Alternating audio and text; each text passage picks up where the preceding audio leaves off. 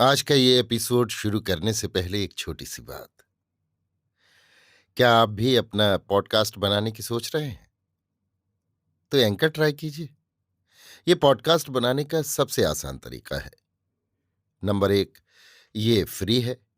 Number 2, इसमें कई सारे ऐसे टूल्स हैं जो आपको अपने फोन और कंप्यूटर पर रिकॉर्ड और एडिट करने की फैसिलिटी देते हैं।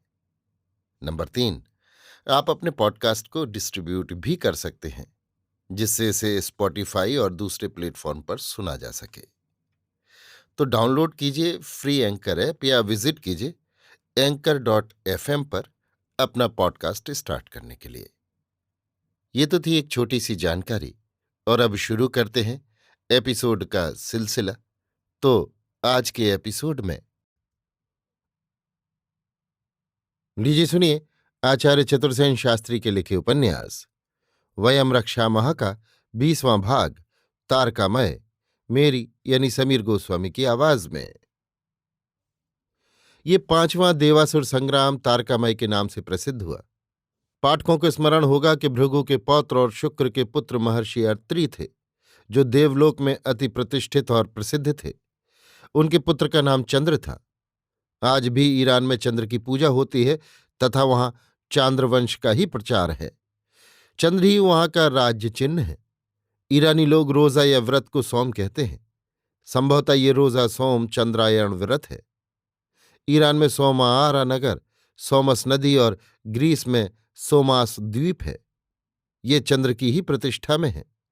काश्यप सागर तट पर जन्म होने से चंद्र का नाम अंबुधि भी विख्यात हुआ। चंद्र असुर याजक कुल में होने के कारण अत्यंत प्रतिष्ठित पुरुष माने गए। वे विद्वान और वीरों के नेता थे। चिकित्सक औषधि और वनस्पतियों के गुण दोषों को भी जानते थे। वे वनस्पतियों के स्वामी कहाते थे। दक्ष ने इन्हें 27 कन्याएं दी थीं। वरुण देव को इनसे प्यार था। अग्नि के ये मित्र थे। चंद्र इंद्र के अभिन्न मित्र थे और उसने चंद्र को देवभूमि में वनस्पतियों का स्वामी नियुक्त किया था। इस प्रकार चंद्र इंद्र के ही पास देवभूमि में रहते थे। देवों के याजक अंगिरस पुत्र बृहस्पति थे। उनकी स्त्री का नाम तारा था। बृहस्पति की पत्नी तारा से चंद्र का गुप्त प्रेम संबंध हो गया और एक दिन अवसर पाकर चंद्र तारा को भगा ले गया। इस बात को लेकर जो झगड़ा प्रारंभ हुआ, उसका आगे चलकर एक विराट रूप बन गया। बृहस्पति का पक्ष सब देवों और इंद्र ने लिया और चंद्र का पक्ष सब दैत्यों और दानवों ने। घातक देवासुर संग्राम हुआ। इस युद्ध में देव हारे, परंतु प्रहलाद का पुत्र विरोचन इस युद्ध में काम आया।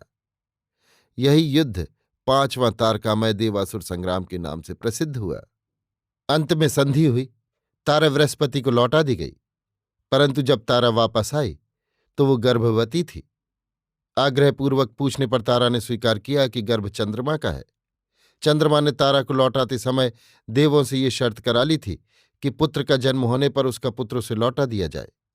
इस शर्त के कारण तारा के पुत्र प्रसव करते ही वो बालक चंद्रमा को दे दिया गया।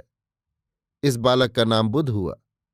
युवा होने पर सूर्यपुत्र वैवस्वत मनु ने अपनी पुत्री इला से ब्याह दी और तपोभूमि का वो प्रदेश जो आदित्यों के अधिकार में था, इसे दहेज में दे दिया।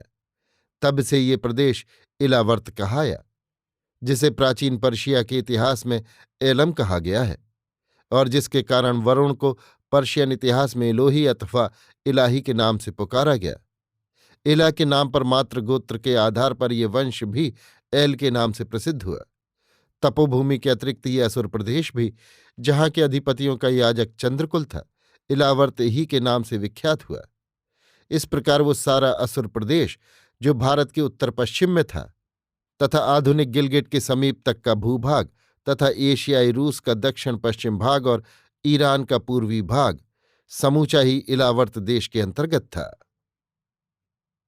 अभी आप सुन रहे थे आचार्य चतुर्सेन शास्त्री के लिखे उपन्यास वयम रक्षामः का 20वां भाग, तारकामय, मेरी यानी समीर गोस्वामी की आवाज में।